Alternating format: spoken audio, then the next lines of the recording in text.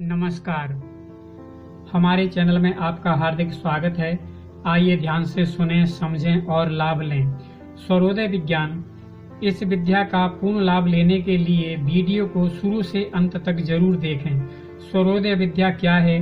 प्राचीन काल में गुरु आश्रमों में विद्यार्थियों को पढ़ाई जाने वाली महान विद्या स्वरोदय विज्ञान है, जो नासिका के छिद्रों से निकलने वाली श्वास पर आधारित है।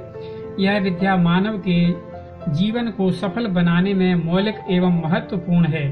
ध्यान से सुनें, समझें और सीखें। यदि आप चाहते हैं हमारा भारत आदर्श हो, अखंड हो, अजेय हो और सर्व सामर्थ्यवान हो, तो आलस्य छोड़कर अपना फर्ज निभाएं। इस वीडियो को संपूर्ण भारत में जन जन तक पहुंचाने में हमारा सहयोग करें। और आप हमारी मानव सेवा करने की शक्ति और साहस बढ़ाना चाहते हैं तो 2 सेकंड का समय निकालकर उंगली मात्र को टच करके चैनल सब्सक्राइब और लाइक अवश्य करें। घंटी को जरूर दबाएं, जिससे ज्ञानवर्धक वीडियो आप तक पहुंचते रहें। अध्याय 13। संवत्सर फलम। बुद्धिमान योगी चैत्र शुक्ल पक्ष की प्रतिपदा को प्रातःकाल तत्वों के भेद से उत्तरायण और दक्षिणायन के विषय में विचार करें। उस दिन सुबह चंद्र स्वर में पृथ्वी, जल या वायु तत्व उदित हो तो उस वर्ष बहुत अन्न उत्पन्न होता है। यदि अग्नि या आकाश तत्व उस समय उदित हो तो भयंकर संकट और दुर्भिक्ष होता है। इस प्रकार वर्ष, मास और दिन के फल तत्वों से जानने चाहिए। सुषुम्ना नाड़ी सभी कार्यों में क्रूर है। उसके प्रवाह में कार्य करने से देश नाश, महारोग, दुख, कष्ट आदि होते हैं। तत्व को जानने वाले मेष संक्रांति के समय में स्वर भेद का विचार करें और वर्ष फल भी उसी समय कहें। पृथ्वी आदि तत्वों से दिन, मास और वर्ष फल का विचार करें। उस समय पृथ्वी या जल तत्व उदित हो तो फल शुभ और अग्नि, वायु या आकाश तत्व उदित हो तो अशुभ फल होते हैं। पृथ्वी तत्व उदित हो तो उस वर्ष राष्ट्र वृद्धि, सुभिक्ष, उत्तम कृषि, बहुत वृष्टि और सुख उत्पन्न होते हैं। जल तत्व में अतिवृष्टि, सुभिक्ष, आरोग्य, सौख्य, धान्य की प्रचुरता आदि होते हैं। तेज तत्वों में दुर्भिक्ष, राष्ट्र नाश, धान्य नाश तथा बहुत कम वृष्टि होती है। मेष संक्रांति के समय वायु तत्व उदित रहने से उत्पात, उपद्रव, भय तथा थोड़ी वृष्टि होती है। उस समय आकाश तत्व हो तो उस वर्ष सुख, धान्य आदि का अभाव होता है। पूर्ण श्वासों को भीतर खींचने पर उसमें के तत्वों द्वारा सस्यों का निर्माण होता है।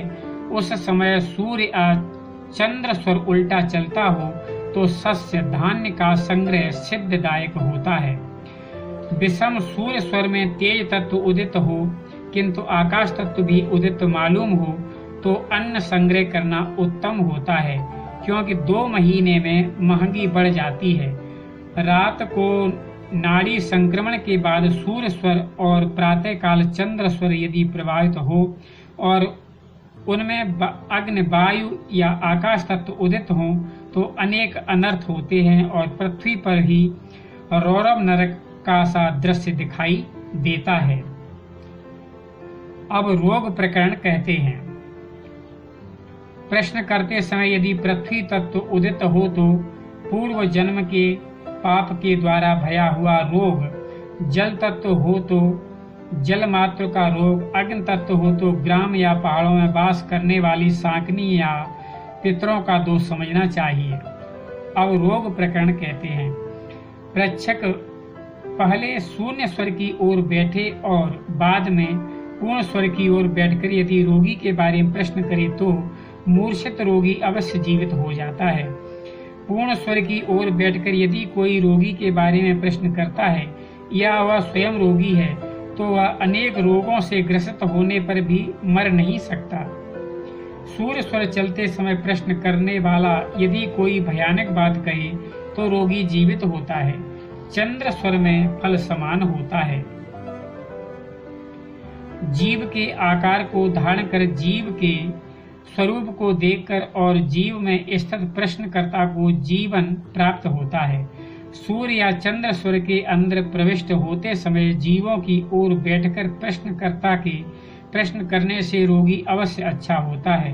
जीवांग से नीचे खड़ा होकर प्रश्न करने से रोगी जीवित और ऊपर की ओर से प्रश्न करने से मृत समझना चाहिए। प्रश्नकर्ता के शून्य नाड़ी की ओर बैठकर विपरीत अक्षरों का विषम नाड़ी के प्रवाह में प्रश्न करने से फल उल्टा होता है। चंद्र स्थान में प्राण हो और प्रश्नकर्ता सूर्य स्थान की ओर बैठकर प्रश्न करता है तो रोगी सैकड़ों वैद्यों से घिरा होने पर भी जीवित नहीं रहता है। यदि प्रश्नों को पूछने वाला बाईं ओर बैठकर प्रश्न करे और उस समय पूर्ण स्वर चलता हो तो शिवजी के बचाने पर भी रोगी मरता है।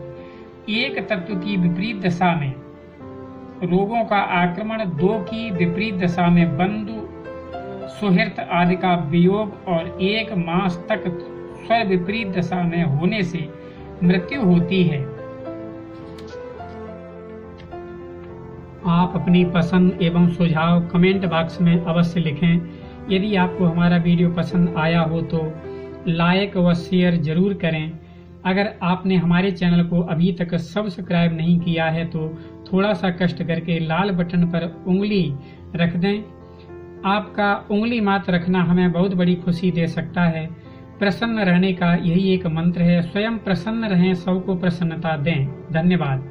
इस विद्या को पढ़ने व सीखने वालों को यह चेतावनी दी जाती है कि जो इस विद्या को सीखने के बाद इस विद्या को किसी के कष्ट देने व नुकसान पहुंचाने के लिए दुरुपयोग करता है तो उसकी ये विद्या नष्ट होकर उसे स्वयं नष्ट कर देती है, और जो इस विद्या को सबकी भलाई के लिए, सबको सुख पहुंचाने व लोक कल्याण के लिए सदुपयोग करता है उसको यह विद्या सफलतादायिनी होती है, क्योंकि यह विद्या ईश्वरीय दिव्य विद्या है।